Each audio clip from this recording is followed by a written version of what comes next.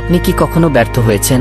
হয়তো পরীক্ষা, চাকরি কিংবা জীবনের কোনো গুরুত্বপূর্ণ ক্ষেত্রে। ব্যর্থতা আমাদের অনেক কষ্ট দেয়, আমাদের আত্মবিশ্বাস নষ্ট করে। কিন্তু আপনি কি জানেন, ব্যর্থতা আসলে সফলতার প্রথম ধাপ হতে পারে? হ্যাঁ, ব্যর্থতা আমাদের শেখায় কিভাবে আরো ভালো হতে হয়।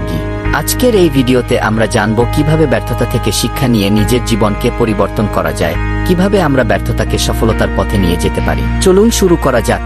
যখন আমরা কোনো কাজ করি এবং তা ব্যর্থ হয়, আমাদের মধ্যে হতাশা এসে যায়। কিন্তু সফল মানুষদের গল্প যদি দেখি, আমরা বুঝতে পারবো যে তাদের সবাই ব্যর্থ হয়েছেন, কিন্তু তারা হাল ছাড়েননি। টমাস এডিসন বলেছিলেন, আমি ব্যর্থ হইনি, আমি 10,000টি পদ্ধতি খুঁজে পেয়েছি যেগুলো কাজ করে না। তাই আমাদেরও উচিত ব্যর্থতাকে শিক্ষা হিসেবে দেখা, কারণ প্রতিটি ব্যর্থতা আমাদের একটি নতুন দিক দেখায় এবং আমাদের আরও শক্তিশালী করেছি।